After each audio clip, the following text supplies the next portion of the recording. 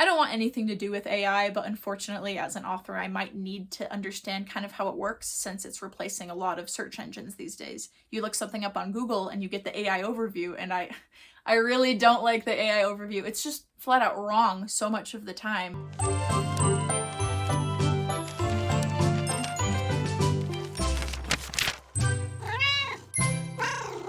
As a middle grade author, I often get interesting questions when I visit elementary schools and middle schools. Last week I did one of these visits and a middle schooler asked me, "Do you use AI?" I honestly wish there was more to say about it, but no, I don't use AI in anything in my professional life, in my personal life, in my creative work, even in just little day-to-day things. Like I'll be writing an email and I get this little pop-up saying like, "Oh, do you want Gemini to write the email for you?" And I hate it, honestly. I think it's just crazy to think about where AI was a few years ago. Like just the generative images that people would make, and they were just like these kind of hazy blobs that didn't really resemble anything, to just like 2 or 3 years later and we are getting these hyper-realistic images and even videos. It seems that every single day AI is becoming more and more prevalent, but at the end of the day, we do have a choice. If we use it at all, how much we use it. You know, you might use AI a lot for a lot of the things in your life, but even if you're just wanting to cut back on it, to gain some of your mental autonomy back, I even think just taking small steps to even maybe reduce, you know, the influence of AI in your life could be a really good thing.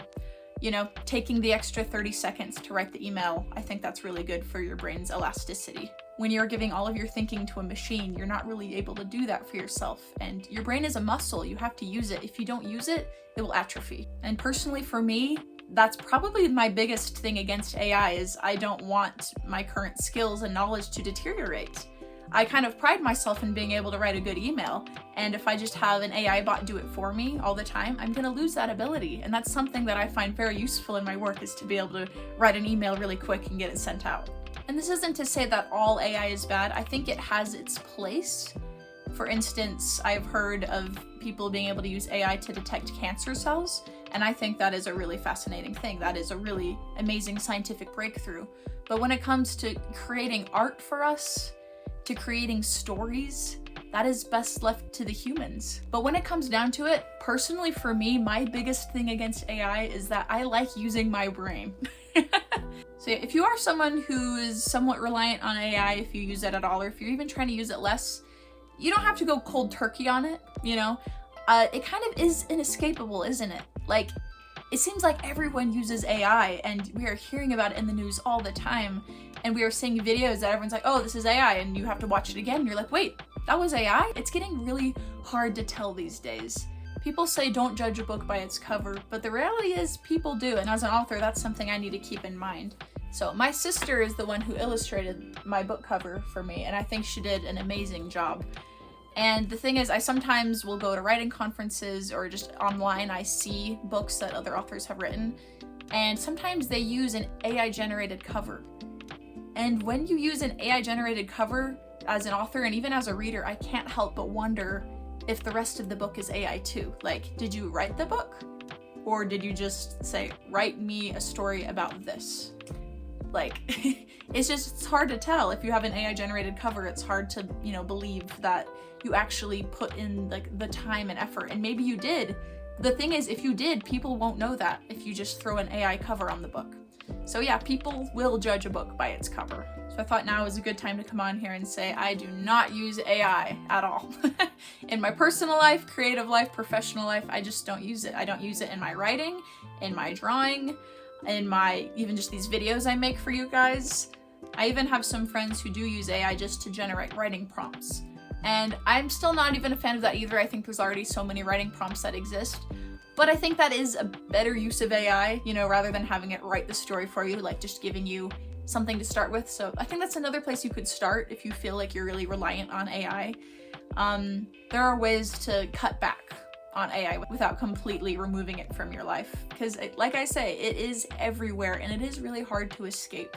But yeah, since AI is replacing a lot of search engines, I might need to know how that works as an author, just so I can make sure that when someone looks up me or looks at my works that, you know, the correct information comes up. I'm sure I haven't said anything like groundbreaking in this video. You know, I think other creatives often share these kind of similar sentiments as I do. We want to keep creating works with our minds, with our hands. We don't want to give that away, you know, because it is a deep part about being human is creating art. I feel like a lot of people feel like they can't create art or share art if they're not good at it. But art is just a thing that humans do. Humans have always created art, and at any age, any period of time, across cultures, humans just make art. Humans paint, they dance, they create music, they tell stories. It's just amazing.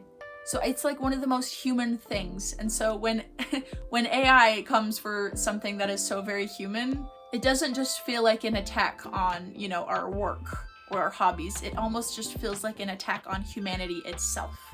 There's something to be said about how AI can make art accessible to people. And I am all for accessibility, but I don't think it's doing what we think it's doing. You are still just, you're putting in a prompt and you're having it create artwork, but you're not the one who made it. It was the machine. And it wasn't even the machine who made it, it's the machine that took things here and there from a million other artists and smashed it together. Throughout all of history, there have been artists who have disabilities and other challenges in their lives, and yet they find a way to create. And artists continue to do that today. So when I hear people say the argument that, oh, well, AI makes art accessible to everyone, I think art already is accessible to everyone. I truly think anyone can do art. I hope you create something today. Even if it's something small, even if it's just like a little doodle on a sticky note, I hope you make something today. And I hope you can look at it, look at your silly little drawing or a poem or whatever you create today. And I hope you can look at it and think, this isn't perfect, this isn't polished, but at least it's human. Will I ever use AI? No, not if I can help it. I really don't want to. Will I continue to use poor special effects in my videos instead? Oh yeah. That's something you can count on for sure. Did you see that? I don't claim to represent, you know, other artists, other creatives, other authors, but this is just my personal thoughts on the matter. And I'd be curious to hear what your thoughts are too. Do you think AI has any place in the creative world? Have you found ways that it can help you with your artwork without making the artwork for you? I'd be curious to know. If you liked this video, I'd appreciate it if you left a like or a comment, or if you'd like to see more from me or learn more about my book Pilot's Shadows, feel free to subscribe or to check out my website, which is in the description below. Thanks guys, I'll see you next time.